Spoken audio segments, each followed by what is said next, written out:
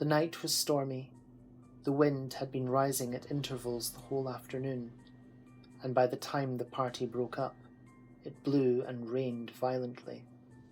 Catherine, as she crossed the hall, listened to the tempest with sensations of awe, and, when she heard it rage round a corner of the ancient building and close with sudden fury a distant door, felt for the first time that she was really in an abbey. Yes, these were characteristic sounds.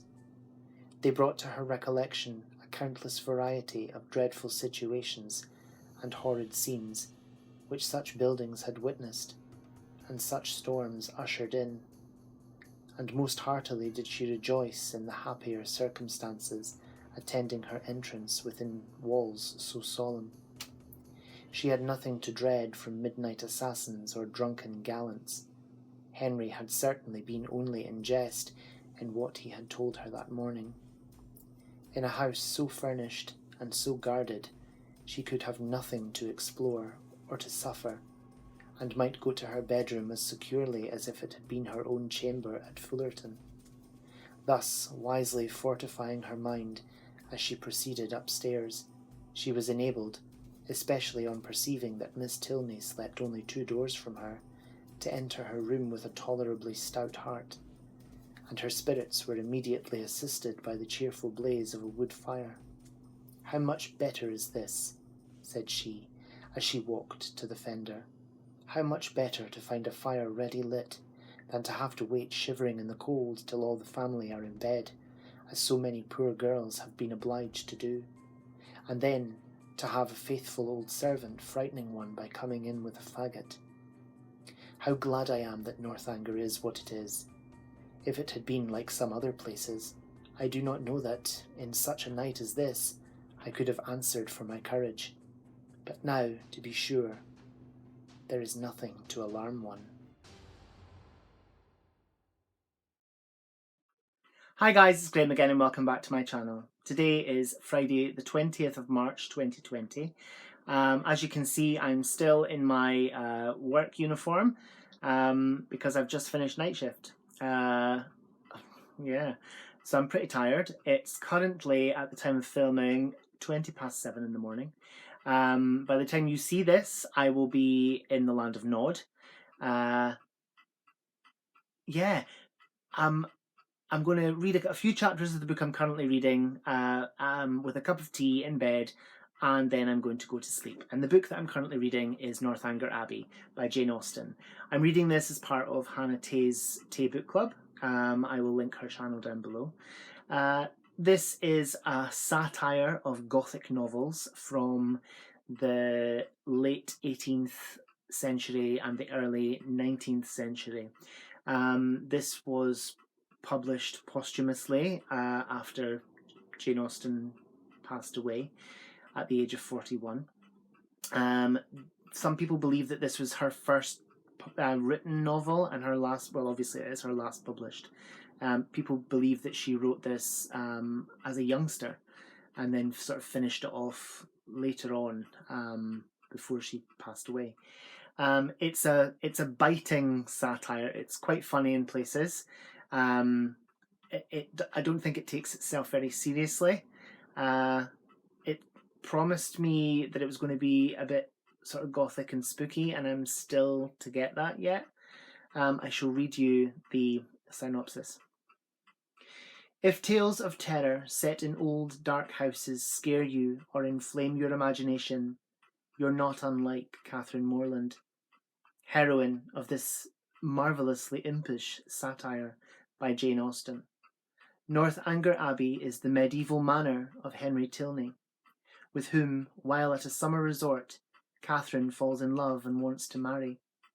But she becomes darkly suspicious of the abbey once invited there, for she has read many of the Gothic horror novels popular in the author's day. Surely a wicked crime lies buried in it.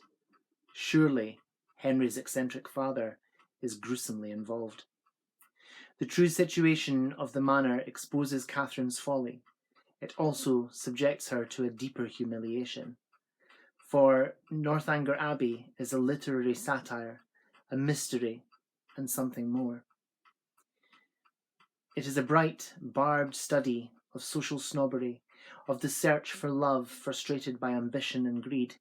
As such, critics have rated it not far behind Jane Austen's Pride and Prejudice, and in its own right, one of the greater glories of English literature. It's so far for me, it's doing exactly what it says on the tin, apart from the creepy gothicness. I'm still waiting for that. I believe that it happens a bit later on in the book when she's invited to Northanger Abbey by Henry Tilney, who is the man that she loves. They've danced a couple of times at some dances in high society places in the city of Bath.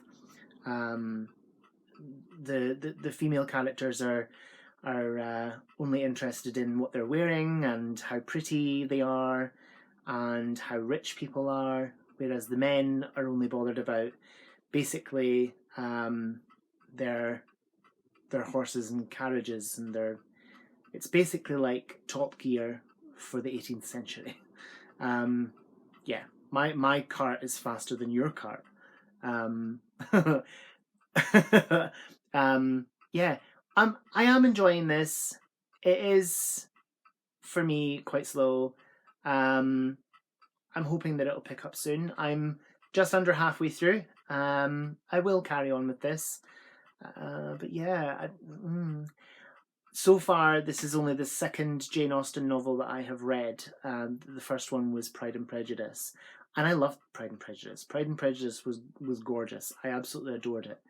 It's easy to see that this was written long before Pride and Prejudice, because the plot is a bit sort of basic. It's not very... I mean, there's millions of characters, like there are in all of Jane Austen's books. Well, the one I've read and what I've been told about her others. But there's loads of characters. I'm losing track. But it just feels... It feels like it was written in a younger stage of Jane Austen's life. And if you believe what is written online, then it probably was written partly when she was a child and then sort of finessed and finished off in her adulthood. Yeah, it's not bad. I'm mostly enjoying it, and I will continue to read it. So I'm going to read a few chapters of this with a cup of tea in bed, and then I'm going to go to sleep because I have night shift again tonight, and that sucks. But anyway, whatever you're doing, I hope you have so much fun doing it. Whatever you're reading, I hope you love it. Stay fabulous, be amazing, be safe, be yourself, and I'll see you again soon for another video. Bye-bye.